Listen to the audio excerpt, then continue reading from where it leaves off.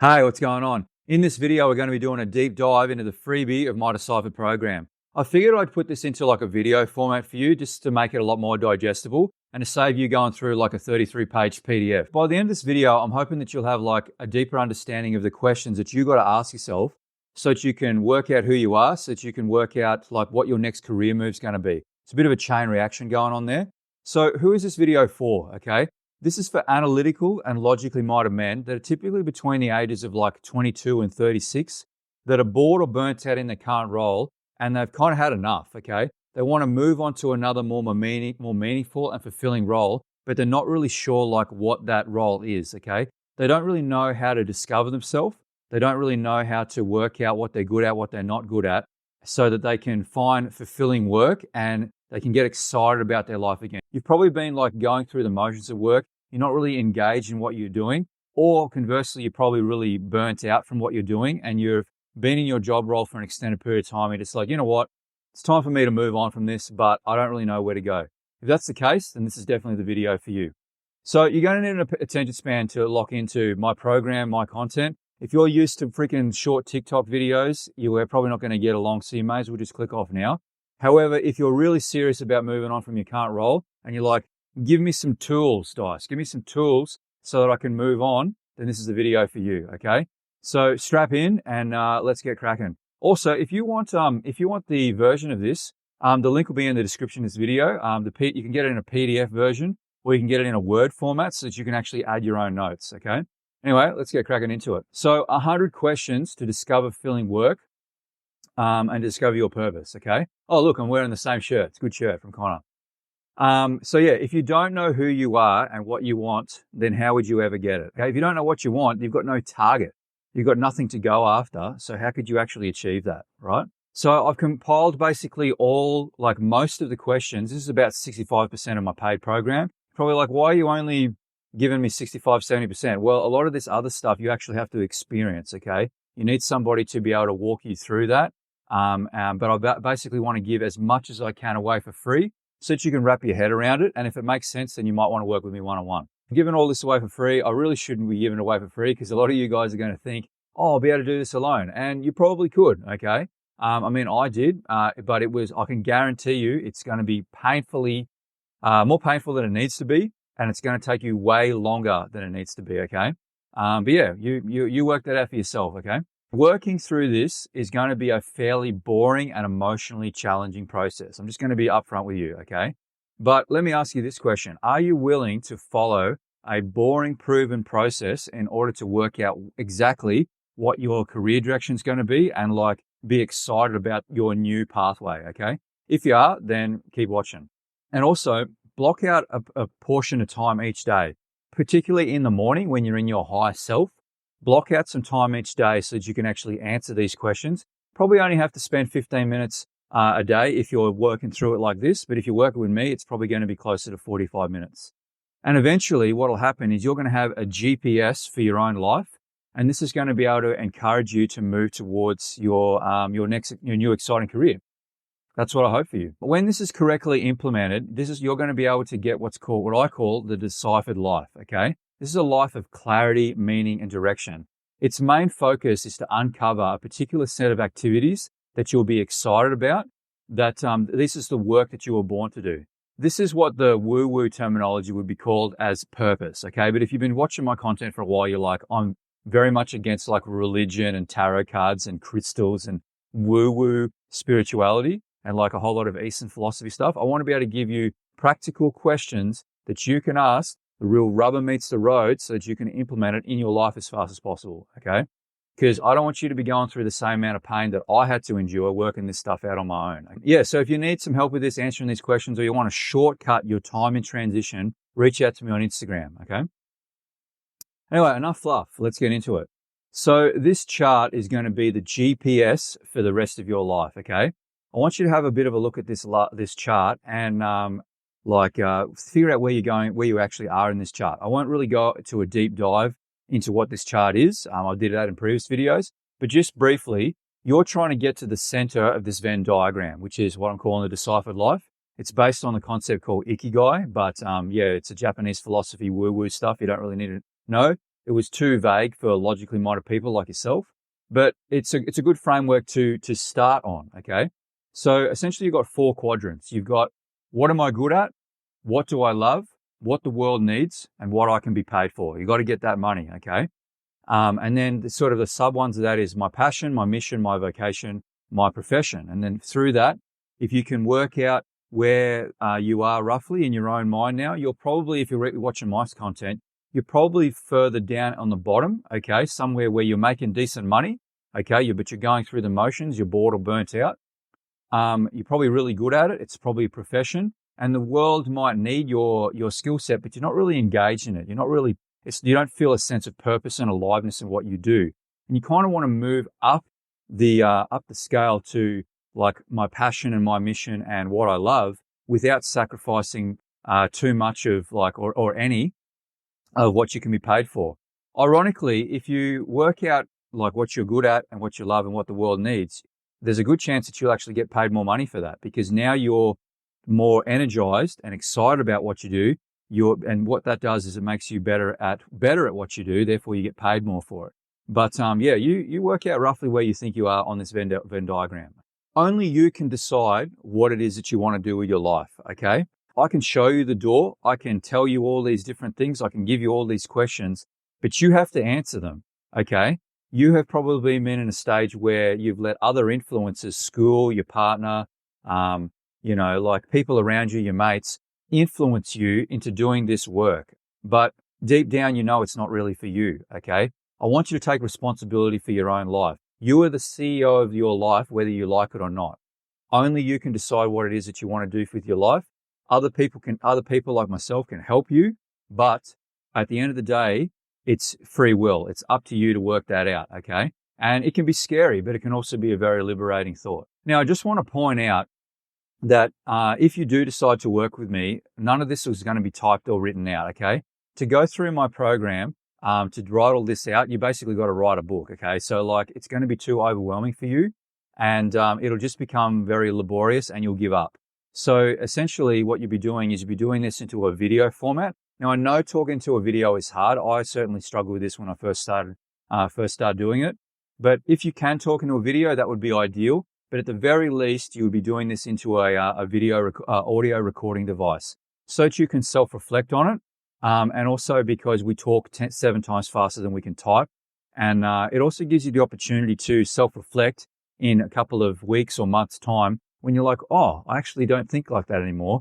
That's awesome. And you can notice that progress. I want you to have that framework in your mind. The first part is questions that lead you towards what you're good at. Okay. The first question that's really easy, because sometimes it's hard for us that we can't actually see our own unique skills and talents. And we have to look up at others that we admire, because sometimes we can see what we admire in them better than we can see in ourselves. Okay. So who do I look up to and why? Okay. Start to think about the types of people that you look up to and why, and that's going to help you understand what your value structure is, okay? Because you look up to these heroes of yours and you're like, why? And then they have a mission that they're on that you sort of resonate with. This is a really good place to start. Also, another good place to start is activities that I hate. What are the activities that I absolutely do not tolerate or really don't want to do? Like they actually hurt my brain while I'm doing them, okay? For me personally, it's multitasking jobs that require me to be in my head, like doing complex calculations, designing, editing, and then having a full-blown conversation with people. I freaking hate that shit. I freaking hate it so much. I can do both quite well. I can talk into a camera. I can talk to people quite well. I can listen. I can engage. But if I have to swap between the two, my brain just freaking hates it, okay? So what is that for you? What are the things that you hate, okay? Sometimes it's good to sort of write down some of those skills that you're not good at and that you hate, because then it'll make it a lot easier through the process of elimination to find the things that you are good at. Another similar question is, what are the things that are not fun at all for me to do or learn that I see others not struggle to do or learn? Okay, these are your weaknesses or disinterests. A saying that I have is, you'll find your values a lot faster if you find what causes stress in your day. Okay, let's move on to unique and unfair, what I call unfair advantages. Okay, this is a concept that I got from Tyler, which is like your gifts, your talents, what you're good at. So It's important at this stage to not ask others beforehand, okay, and just sort of see what comes up on your own accord first, okay? Let's get into the questions list. So what are others super grateful for that I help them with? A similar question is, what am I really good at that others come to me for advice or help on? What are the problems that I can solve quickly without too much difficulty, like it's very, very easy for you to do, that others seem to find very hard, okay? What are some skills that were painfully hard for me to learn that I had to learn in order for me to cope or to manage certain situations, okay? So these are things that were like you were forced to learn, not really out of choice. And you're just like, oh, I really got to get this thing handled, okay? One of those things for me, which it was cold approach pickup. I'm like, online dating isn't working. I don't want to go to a nightclub anymore. I'm not really good at like social circle game. Well, I better learn day game cold approach. Okay. And yeah, like it took me a long time to freaking work that out, but I'm glad I did. So attention span. Okay. I'm hoping that you've actually made it this far in the video. Okay. If you've made it this far in the video, that shows me that you can engage in long form content, because if you don't have an attention span, unfortunately for you, you're not going to make it. Okay. Scrolling TikTok and Instagram, watching these 15-second reels, dopamine spike, unable to concentrate and lock into something that is going to change your life, you're fucked, okay? So that's not saying that if you have ADHD like I do or some of my friends, you're not going to make it, but you need to be able to, reel that in and be able to eliminate a lot of these distractions, okay? Let's get into some powerful questions that will actually help you with this, okay? Do I like to switch between topics when talking to people rapidly? Or do I like to stay on one topic? Do I like to talk to people in more depth on one topic, or do I like to talk shallowly on many topics? Do you like to jump from topic to topic? Like, is that really exciting for you? Or are you more so like me that you like to dive in on the one topic, finish that thread before moving on, okay? This is going to really help you in how you actually interact with others in your new work role. So multitasking people, am I good at multitasking? Okay. If so, what is it with? Is it with computers? Is it with tools? Is it with phone calls? Is it with people?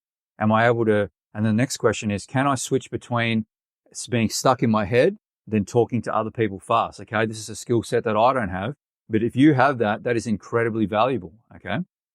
So yeah, typing or designing on a computer and then stopping and then having a full conversation with somebody. Not everybody can do that. If you can do that, that's going to be very, very valuable. Or maybe you might have something similar. Okay. You're able to be on the tools, you're able to, fix an engine, or you're able to, be really, really deep into like reading a manual or on the computer or whatever it might be for you. And then you switch into talking to people. That's really, really valuable. Okay. So do you like to talk to people? That's a real serious question. Do you like to talk to people? Yes, no, on occasion. I'm on occasion. Okay. I'm naturally an introvert. I am a INTJ. So if so, for how long roughly and on what topics? Okay. These are your sort of interests. And like, are you the type of person that can talk flat out all day? Or are you more like me that you can go days without talking with people? And then you're like, you know what? I wouldn't mind talking to somebody, for one of my friends, for an hour or so. Where are you on that spectrum? And also, like, what are the topics that you like to talk about? Because if you get me talking about this sort of stuff, I could do this all day. Do I like to switch between tasks that don't involve people to mix things up? Or once I get started, can I lock into one task for hours? Okay. This is sort of extrapolating on that attention span thing. Okay. When you become obsessed on something, can you continue on that for hours? Okay. What is that thing for you? Okay. Hopefully by now you're starting to think about something in the back of your mind that's sort of been brewing, but you haven't really given enough credibility and value. I've put here, these are the things that help you work out on the social spectrum where you are. So later when you looking for a work role, you can determine if it's a good fit. So here are some extreme examples. Imagine if you're someone that likes to lock in on one task for a long time, but you're always interrupted and forced to chat with other colleagues. You'd probably go nuts. Imagine if you're someone that likes to talk to everyone about all sorts of different topics and you're just a real chatterbox, but then you're forced to lock in on a task on a computer.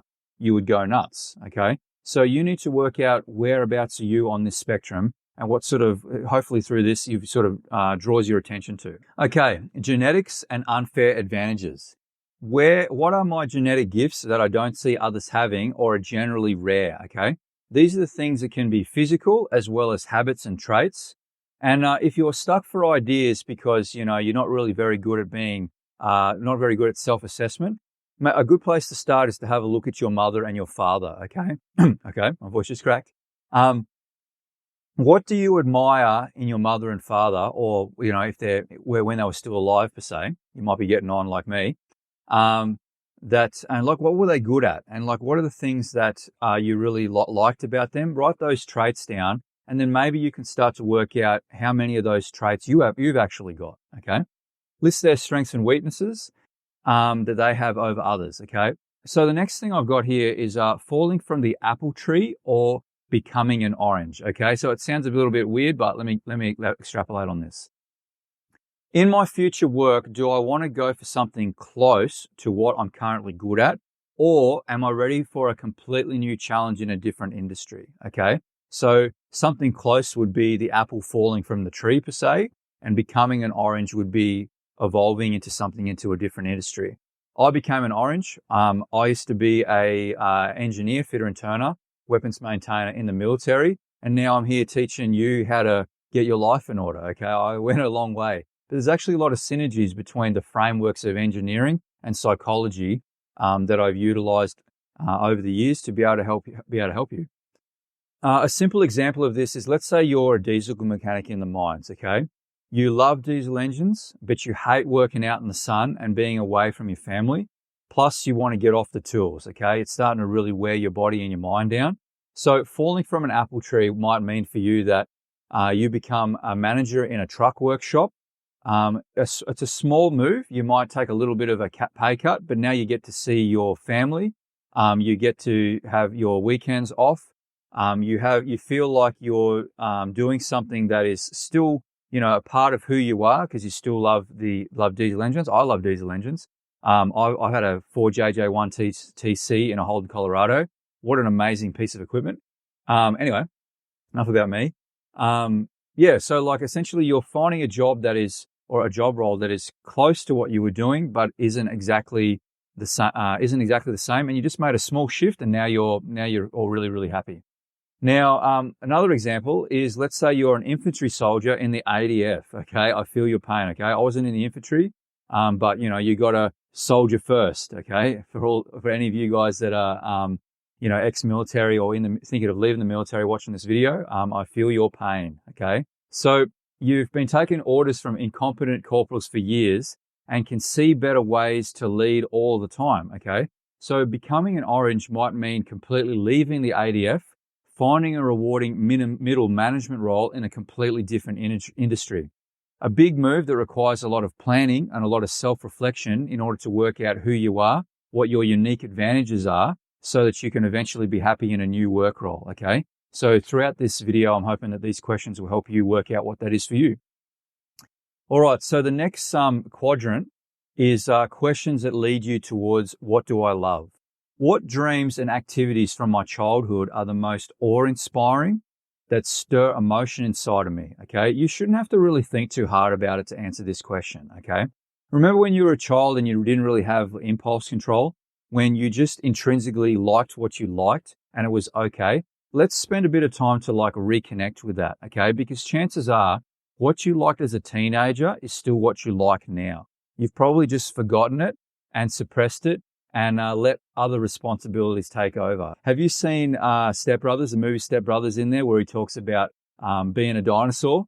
Okay, try and remember your dinosaur again. Okay, try and remember your inner dinosaur again, because those things are what from a very early age influenced you, and it's probably still buried in the back of your mind. It's still there, but you're not really sure how to bring that back out in the world. How would you feel if you actually brought a little bit of that back out into your life again? You may not necessarily have to be paid for it. It'd be good if you did. You might not be able to because it's that childish. But even just having a percentage of that in your life might be a good thing. Okay, you might have been like me, obsessed with Lego. Okay, and you're like, you know what? once in a while, I might just have a model. I won't spend too much time freaking on it, but reigniting that passion again and working out what are the aspects that you enjoy of that thing that you could put back into a work role that you can be paid for, you'd have a sense of fulfillment and excitement again, okay?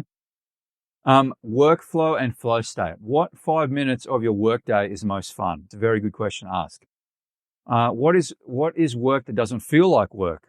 What do I think is fun that is also not bad for me? Okay, this is kind of where a lot of people go wrong. Okay, they're like, well, I love porn, I love games, I love drinking, I love poor eating, I love all these escapism activities. But what happens is, you know that these things aren't good for you. You know that porn's not good for you. You know, like, eating shitty food, not exercising and drinking is not good for you. Okay, so you have to work out, what are the things that are fun but are also not bad for me, okay? You have to, another question here, I don't know if it's in this until later, is the thing that's fun also has to have like a contribution element to it, which is like partially what we'll get into when we ask mission questions. It has to have a contribution element to it because it has to feel like it's not super selfish, okay? Like I like shooting these videos. It's fun, but it's also helping you achieve your goals.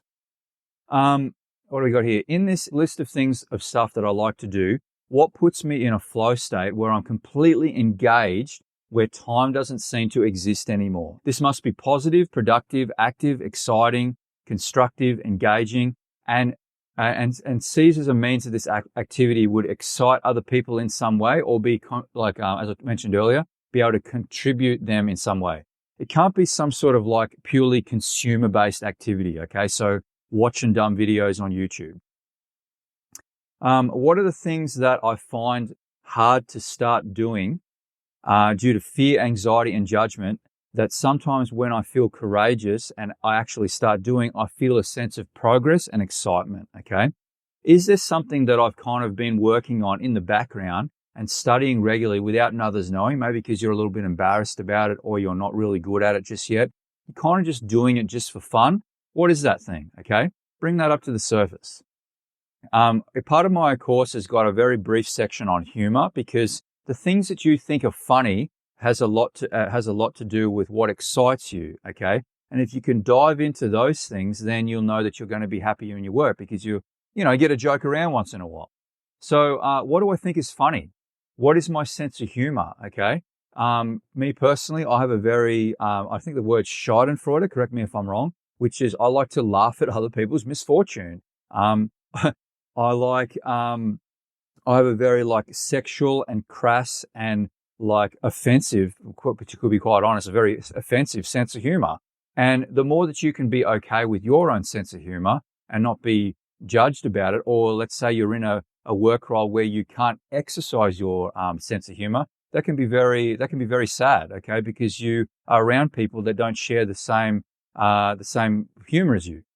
Another thing is like, am I more so a person that needs a lot of joking around, or am I more of a stoic personality? Like, where do you fall in that spectrum? You've probably worked out with me, I'm much more like 90% a stoic personality, would drop in a few jokes in here and there. But I have friends that are like complete opposite. They just joke after joke after joke, and like they're just funny people, you know? You have to come to terms whether or not you want to be more funny, or you're comfortable in being not that funny, but you enjoy being around people that are funny. Ask these questions. They'll really help you out a lot. But essentially, somewhere inside there is a childlike humor that you've you've forgotten, okay? Because of your work, because you're bored, because you're burnt out, because you're doing something that is not exciting anymore. I want to help you find that again, and this is what we'll get into. Okay, so verbal fluency finder questions. Here we go. What are the topics of conversation that you like to have with other people that you interact with regularly? These are with your friends, in the workplace, your customers, your team, and your peers, okay? Try and make note of the topics that you like to talk about with these people. If these seem hard, like if this question seems hard, what conversations topics do you hate talking about with others, okay? There's ones that a guy will come in, he'll start yapping along, and you're just like, I got to get away from this conversation. Maybe that's easy for you to find. From the above, are there topics that I enjoy talking to people about and helping people with, where it feels like a service or a contribution to them? One of my sayings is when you can passionately pull information, like helpful information, literally out of your ass, then you're onto something that might be your purpose, okay? Other topics that I'm good at explaining, but I don't see myself liking, what ones don't I like talking about, even though I'm good at and knowledgeable about, okay? So me personally, I am really knowledgeable on like engines, okay, and gearboxes. And I could talk about this for an extended period of time, like how to put the bearings in, all that sort of stuff. And I'm passionate about that. But after maybe about 10 days straight of just like mechanical stuff, I'm pretty over it, okay? So, and also I feel like personally I've expanded that. You've probably got something like that as well, where you've trained yourself and you've been given this thing that you've learnt, but you're not really in it anymore. What is that thing for you, okay? Sometimes you can be really good at something or explaining something, but are really over talking about it. This topic has reached its lifespan within you, and even though you're knowledgeable, you know that it's time for a new adventure. Okay, the next part of my thing that's not in the Venn diagram that I think is very important is the appetite for authority. This module's main goal is to work out if you should pursue a role within an established business or to go after something that is more independent. So here's some questions that'll sort of lead you down that path.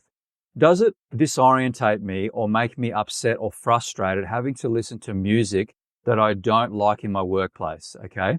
Or do I generally have a high tolerance level for different types of music and it doesn't really affect my mood or general happiness, okay? I think you already know where I am on this, so I won't really have to elaborate. Another question is, do I absolutely hate applying for time off work, or do I see it as that I've earned my time off and it's just sort of part of the job? Do I generally prefer a role that is strict with clear structure where everyone understands my expectations, or a more loose working environment where I have to be creative and problem solve as I go, and that what you need to do next really isn't that clear, okay? At my job, does it frustrate me when I need something specific to continue my work? Like, let's say you need like a special tool to be able to continue and it is not provided by management. Like, does this frustrate you, or do you just accept it and then just sort of ask the boss and then just sort of wait for it? How important is team cohesion to me? Do I like working in a team environment? And if that team has someone that's not pulling their weight, do I like helping them or believe that person should be fired? Why? How well do I being told what to do by people that I don't respect? Do I like being told, and another sub-question of this is, do I like being told what to do by others that I do respect? Okay.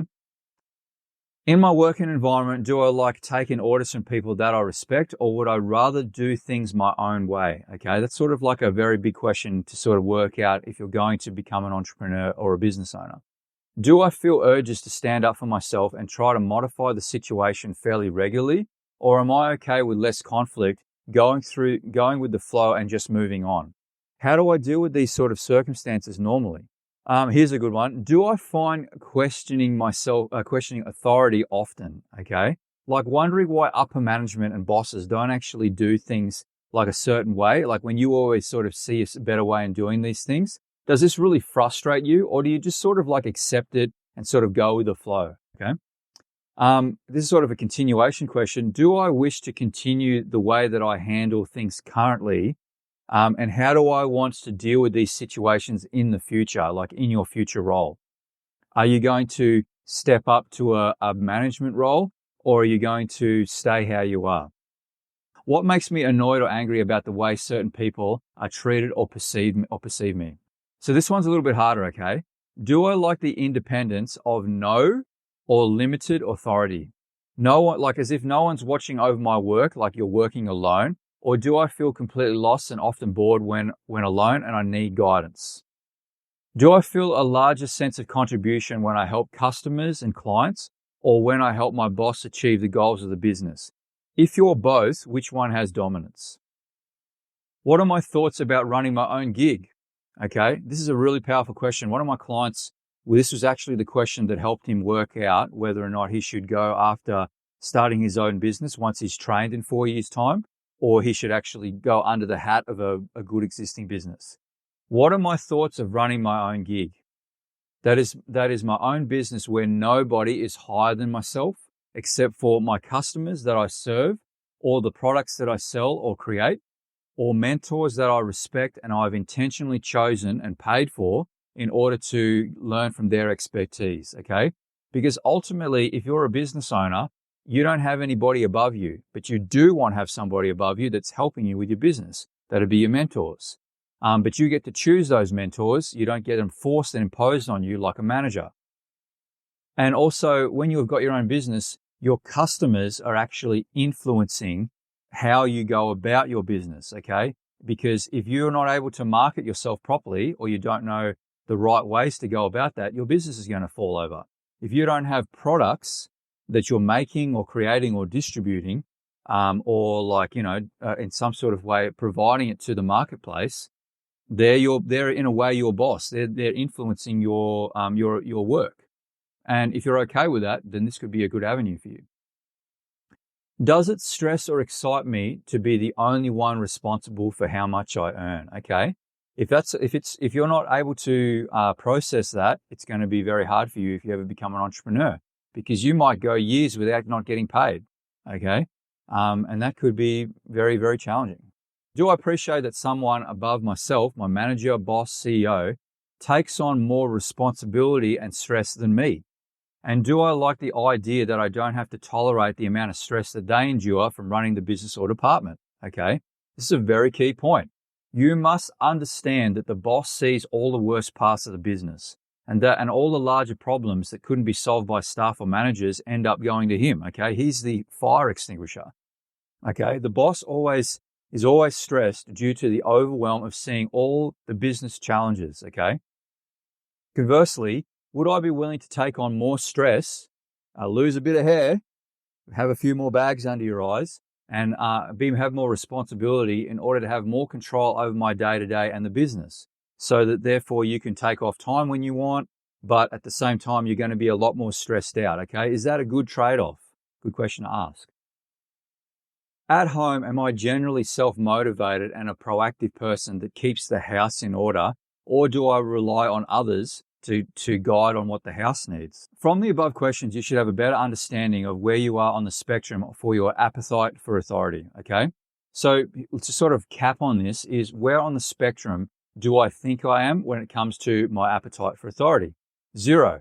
I have almost no tolerance for authority and I want to do things my way 95% of the time. Or 10, I tolerate authority very well and enjoy serving my boss, company, and customers. I accommodate everyone and I don't mind being flexible, even if sometimes it's at my own expense and needs, okay? Whereabouts on that spectrum do you think you are, okay? I think you know where I am. So the next sort of cap question is, do I desire freedom from authority? That is, not having a boss that tells me what to do and to come up with my own creative direction and to work independently. Or if I found a boss or manager that is competent and that I respect him or her within a working environment where I believe in their values and the mission of the business and I'm connected to their value structure, I'll be more than happy to be led, okay? So that's a really deep question for you to answer. The reason you want to start your own business is because you desire freedom for authority, okay? Conversely, if you found a work role that is under a boss or a manager that you respect, you might be happy to contribute without having to take on additional stress like the boss does, so that it'd be more balance for you. But like I said, I can show you the door, but only you know what you're actually wired for, okay? If you can't blend into your workplace, you probably don't belong in the workplace. Time for you to grow some balls. It's time for you to step up, move to your dream job, or become your own boss. All right, so the next module is people or products, okay? So let's get cracking into those videos. Was there a situation at work where I had to talk to somebody about a topic that I don't like, or with someone that I don't like, and I had to be nice to them because I work with them? Is this something that I tolerate well or I strongly dislike? Do I like people, or do I like physical or digital things? Or if you're both, what percentage of each of those do I want to experience in my day-to-day? Do I want to help people directly, like face-to-face, or indirectly, like through a PC or like on a Zoom call, or providing a service, working on something physical or maybe helping an animal? Okay, where do you imagine yourself working in the working environment? So I've got a bit of a side tangent here. Generally speaking, the more personal the problem or the service that you provide, the more you'll actually get paid for it, okay? You actually get paid in direct proportion to the size of the problems that you solve. So that's part of the reason I got into coaching, okay? I can actually charge high prices because it's much more personalized, and the problem that I actually solve for you is very, very important. Another thing is, like, if I actually can help you solve this problem and you move on to a role that actually makes you happy and makes you more money, you can justify spending a few $1,000s on me. And just spat then. Anyway, but it makes sense. So if you mainly only like products or things, then you need to read this out aloud, okay? If I only like things, I still need to have a level of care towards people because people have, own, or want the things. Also, I still need to have a baseline of communication skills so that I can explain what it is that I do to others and or potential employers. Very basic negotiation skills is a minimum. I'm not completely off the hook, as often strangers have everything that I want. That is money, friendship, love, appreciation, and physical goods. I will need to cooperate with all the others and help them, but I understand that my need for personal communication is less than most people, and I'm perfectly fine with that, okay? This is something that I had to go through in order to get into coaching, okay? Because as much as I love talking into a camera, a lot of the time I'm behind a computer and I'm typing stuff and I'm editing. So a lot of the time it's very social isolating. When you actually get to a level of acceptance that you don't really need to talk to a lot of people, it's very liberating. Okay, so what is a product, digital thing, plant or animal or material that I really appreciate or that I find interesting that I currently use, own, or would like to own? What fascinates me about this product or thing? Can I see improvements on these things or products, or how they can be delivered to the marketplace? If so, is there a company or business that does that? Could I see myself working on this thing within a business, or would I be doing it myself? What seems more appealing? How would I feel working on something that improves this product or thing? If we commit our energy and time into an idea, we become emotionally invested, and this thing grows in emotional power, okay? So when you first start out working out what your purpose is, you have a bit of an idea and there's a lot of uncertainty. But once you start to fuel the idea, you start to build a better plan on how to make it happen, and you start to become more emotionally invested in this thing. So now you become more excited about it, and it gives you that sense of drive to get out of bed in the morning. Okay, if you mainly like people, what are the problems that others are having that I would be happy to solve or be happy to learn how to solve? How would I feel to help those people with that problem? How do I want to show up and be perceived by others? What would the respect towards me be for or be about? What does being authentic mean to me? Who are my people? That is my clients, my customers, people that I serve that would benefit from the product or thing that I work on or the service that I'll provide. How specifically do I help or solve this particular problem? Okay, I know there's a lot of questions there, but if you pause this video and sort of go through them periodically, it's going to really open something up in your mind. Roughly what percentage do I want to be talking to people versus working on that product or thing, okay? If you're more of a balanced person that very much likes products and people almost equally, you may consider getting into like some sort of service-based business of your own, or become part of an existing business that supports your natural talents and skill sets and your desires. Okay, a couple of bonus questions here. What is my version of cool, okay? Who are the people that I unfortunately need to remove or restrict from my life if I'm serious about my growth, okay? That's a really hard one, but I think you're starting to know that there's people around you that are influencing you in negative ways and are really going to restrict your growth. And unfortunately, sometimes that's family, okay? All right, so I'm going to have a quick break and then we're going to get cracking into the last two quadrants of the freebie, all right? So talk soon. All right, so through the power of editing, I'm back. So here are some questions that lead you towards what the world needs. The goal of this module is to find out what is meaningful work and what is like a worthwhile mission that would make sense to you, okay? So what philanthropic things, I think I'm saying that right, do I see on the internet that I see as that I see as good and valuable or inspiring and a good allocation of one's resources? What philanthropic things do I see on the internet that I see as being wasteful? Okay. One of the things that's really helpful for some of my clients is to let them talk freely for 10 minutes on what they see is missing from the world. Okay. It's very easy to rev somebody up and get them complaining about things that should be a certain way. And if you could be a part of that change, that would be a really meaningful purpose. Okay. That'd be a really good to make money as well. This is a concept I got many years ago, and it really sort of helped me come to terms with like leaving the military. So if you want others to contribute the most to you, you're going to have to become valuable and contribute to others as well. And this is not like, going out and feeding the homeless and doing some sort of free value bullshit. This is like understanding that on the scale of capitalism, I need to work out what are my unique skill sets that are valuable so that I can offer this to the marketplace and be reciprocated from the marketplace with money, appreciation, and love. Okay, so we covered all this briefly.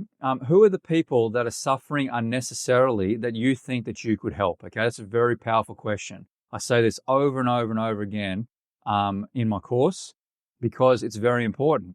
So here is an example of a purposeful role that is only relevant to a person that's doing it. Let's say you think electricity costs are causing like a lot of families to suffer. Okay, you really empathize with them. And you think these people should have more solar, like more easily accessible things with solar. So from this, you'd be more than happy to sell solar to these families. There wouldn't be like, you wouldn't feel like a clown. You wouldn't feel like an actor because you genuinely feel that you need to help these families that are struggling. And if you don't really feel like you're the type of person that's more face-to-face, maybe you would still be part of the back end of that, potentially manufacturing and designing solar panels. You could be part of the distribution. You could be part of the installation, okay? But you're really connected with that mission and it would give you a sense of purpose and meaning, and you would be paid in according to the amount of contribution, okay? If everybody else can do the job that you do, then you're not going to get paid very well for it. However, if it's harder or it gives there's an anxiety that typically comes up in most people, like sales for a lot of people, it becomes very anxious. You get paid more money for that. That's just how it is, okay? You can complain about how capitalism works and how jobs work, but typically the more skill required, the more personal, the more anxiety-inducing, the more stress, you get paid more for it. That's just how the world works. Who are the people that are suffering unnecessarily or could suffer unnecessarily if no one takes corrective action that I think I could help or I would want to help or learn how to help, okay? Here's a similar question. What are the solutions that I can think of off the top of my head that would help these people or the world, okay? I believe Uber was started because people were like, I'm sick of freaking not knowing where this freaking taxi's coming from. What happens if we create our own system? And now look at it, So a saying that I have is strangers that are currently suffering unnecessarily and are begging you to step up and to use your undiscovered talents, okay? People that you have yet to meet, okay, are waiting for you to do your thing, okay? It doesn't have to be so grandiose, like it can be if you want to, but, think of how it would feel like, let's go back to that solar example. You're just, you're a guy that's installing solar panel on the roof, where you shake the customer's hand and you're like, I'm so happy that I was able to put this into for you. And you can see the glow in their eyes and the appreciation that you have now lowered their freaking bill and that you've increased the value of their home, okay? I want to help you try and work out what that is for you, okay? Because you wouldn't be watching my content this far if you had already found that. All right, so these next three questions are actually kind of hard to say, but they're actually easy to read, okay? So I'll say them out the best I can. What are some products or services that I think that could be improved? How and in what way? Is there a product or service that I think is lacking in the world that I have the resources to change or could have the resources in the future from my commitment to study? What is something in this world that I complain about and get really frustrated about in great detail because I know it very well and sometimes I actually see simple solutions for? And would I want this thing to actually be fixed, okay? One of the things that I want to talk about is purpose is in a place of connection with yourself and connections with others in the community, and a sense of a connection with the bigger picture, okay? That you feel like, there's this saying of like, you're the cog in the machine. When you feel like you're a number and you're a cog in the machine, it's very like saddening, okay? It sort of starts to induce a little bit of light depression. But if you're a cog in the machine of a machine and a mission that you're connected with, now all of a sudden there's a sense of purpose. It's funny how that works, eh?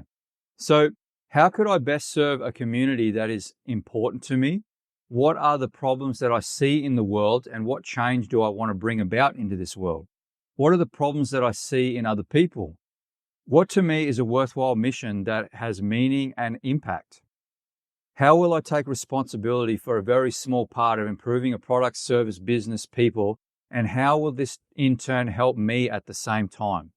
Do I see myself in a sales, administration, marketing, manufacturing, design, setup, testing, implementation, research, this sort of type of stuff of this product or service? Am I more of a front end or a back end sort of person? And another question is, if legacy is important to me, how do I want to be remembered? Jordan Peterson's got a really good saying to sort of bring this home is, the adventure of your life is going to be found in responsibility. All right, so now we're getting into the next part, which is questions that lead you towards what I can be paid for. Remember, if you can't be paid for what you do, it's not your purpose, it's a hobby, okay? Conversely, your job isn't meant to be a place where you exchange your soul for a paycheck. That one thought for me back in the day was huge, okay? I hope it had the same moment for you. Another thing that really helped is you don't like what you do. You've made yourself like it because it gives you money. All right, let's get cracking into the questions. Work preferences. Do I like physical labor, or do I like the sun? Do I like working indoors or outdoors? If I like working sometimes outdoors and sometimes indoors, what is the ideal rough ratio of each? If I'm working indoors, what are my day-to-day tasks? Do I talk on a computer, or do I talk through a computer? Am I on a computer typing? Am I creating course material? Do I like talking to people like, in person, through a computer, face to face? Is it fixing something? What is that thing? Okay, work out what that is. And there's a photo of me when I was in the military fixing amphibious watercraft. Some of you might know, if you've been to Gold Coast, there is this thing called an aqueduct. That is the road-going version of, and they're actually decommissioned ex-army vehicles. I used to work on those things, okay? And there's a photo of me freaking once one of the drive shafts exploded. Not fun. Anyway, do I want to use mainly my body, example like a laborer, or my brain, as example a consultant in my work? If I'm to use both my brain and body, what ratio of each would I like to use to be able to be happy? Okay. Do I have a medical or physical condition that take into consideration? For me personally, one of the biggest reasons to leave the military is I've got a back condition. Okay. What is that for you? And is there anything that can be done about this issue so that you could actually do this role, okay, that you're actually thinking about? I notice I've actually changed somewhere here that I'm not saying it in first person. So I'll start talking about it in first person. What have I hated about my previous jobs? Do I like the person that I need to be at my current job or work? Why? And what aspects do I like and not like? What are the topics of conversations, feelings, emotions, attitudes, and behaviors that I can't experience in my own work right now? Okay, that one really drives it home. What would be a role that I could speak freely, what is on my mind without judgment, and be around other like-minded individuals? This would be a place where you don't feel trapped or have to change or restrict your personality. Remember, we talked about your humor previously. What would that working environment look like for you? What are some real reasons that I can't do or experience them now? And yes, it's actually okay if it's someone else's fault, but it's also conversely, it's your responsibility to get the fuck out of that role. Would I really need days off regularly if I enjoyed my work so much? Okay. And why? So, some people do need a day off because they've got children that they want to engage in, and that's fine. But let's say you're single let's say you don't have a girlfriend or a partner, and would you actually need a day off? And if those days, and if you did have those days off, what would make the most sense to actually go and do those activities? In my future work, where am I working? Who am I working with? What type of clients and customers do I have? How many hours a week do I want to be working within my new and exciting role? Okay. Do you want to be crazy like me where you work every day for years and then just have a few periodic days here and there? Or do you want to be more balanced? Okay. Where you are on that spectrum is going to dictate how much money you earn and also your stress level and also your ability to be able to go and travel and do other things. Only you are able to answer those questions. So now we'll get into planning. Are there others out there that are doing what I'm considering doing and be paid for it? I'm hoping by now that we're almost towards the end, you're starting to realize there's something that is like firing in and sort of coming to the surface that you're seriously considering, okay? Even without actually answering these questions, just sort of listening to this video, it's starting to come out for you. Here's a good one. Who can I talk to and learn more about what it takes to become what I'm thinking about doing? Okay. Who is a specialist? Who is somebody that is already doing what it is that you want to do? Okay. Maybe going and talking to this person or getting a few ideas would really fill you with a lot of confidence. All right. So these next questions I put in bold because they're really, really important. Okay. You do not want to ignore these questions. How much money do I need to be earning in order to live the life that I want? Do the math, okay? Actually spend the time, work out your expenses, work out your savings, work out what your goals of your life are, and work out exactly how much money you need to be earning consistently on a monthly basis in order to live that life, okay? Very, very important. How will I support myself financially while I'm setting myself up to do the thing that I really want to do? I get it, okay? Right now you're in a job role, you hate it, you want to move on from it, but you also need to work out how you're going to set yourself up to actually do the thing that you want to do, okay? You're going to do a number of one of these things, all right? You're going to stay in your current role, okay, if you can tolerate it. Move on to a temporary position that has less responsibilities. I did a whole video of that. You can actually go check it out on my channel. You're going to work part-time in your current position. You're going to burn through some of your savings, or you're going to do some combination of the above, okay? But I put this section in blue here. Having money go down while you sort your life out is only really useful for about a 3-month period, okay? After this time, you really become lazy, okay? If you spend too much time sort of disconnected from the marketplace, you become very isolated and even a little bit depressed because you're no longer being validated financially. There is a certain happiness and self-worth that comes from being financially validated, people giving you money or a business giving you money for what it is that you do, okay? It also helps eliminate a lot of that stress of the money's going down and I don't know what to do with my life, okay? So if you're the type of person, if you're the type of person that needs to really disconnect from your job for 3 months, I understand, okay? I was there as well, but put a cap on it. 12 weeks and then go back into, go into another temporary job position that has less responsibility so that after hours you have the time to actually process your life, okay? If you want to learn more about that, go check out the video on my channel. I think it's titled, what's the title? Anyway, I'll leave a link, all right? So one of the big questions here is, what would it feel like to me to be on this path and just get 30% of the success that I desire, okay? Would that give you a sense of purpose? Would that give you a sense of mission? I think so.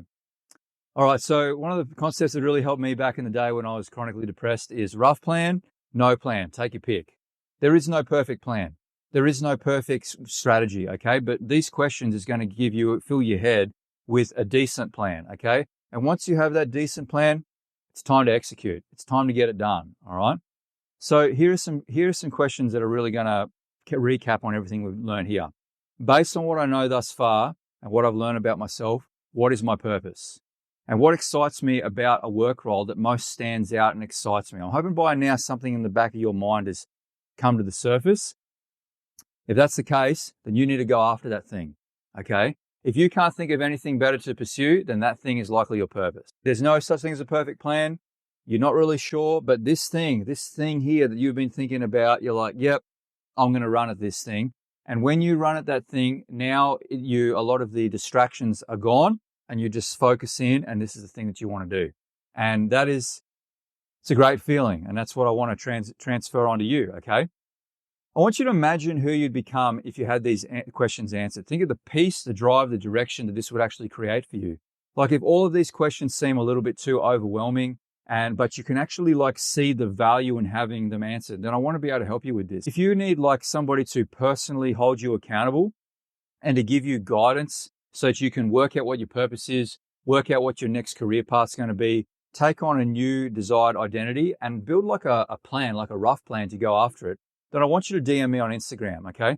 We can actually go through these questions and also do like a lot of life-changing exercises.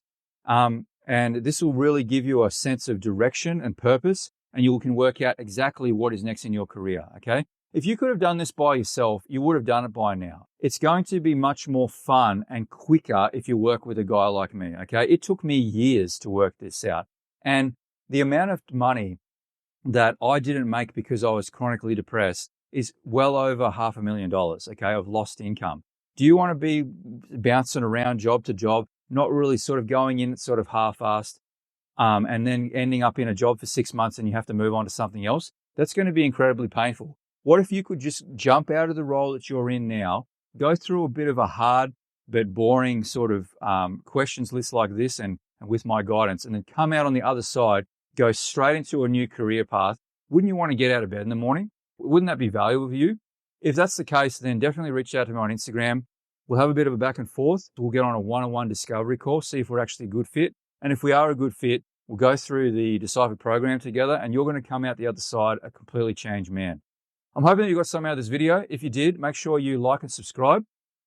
I've got a bigger video coming. It's going to be probably a 6-hour video. We're going to do a full walkthrough of everything that's in my program. And so that you can sort of wrap your head around it, what you're going to be up for. My program is pretty hard. Okay. It's not easy. It's pretty hard. That's why I typically only work with really hardened men, military members or people that are in the mines. But yeah, if you go through this, you're going to come outside and, I'm going to be so excited for you because you won't have to go through so much emotional pain like I did. All right. Hope you got some of this video. Have a good day.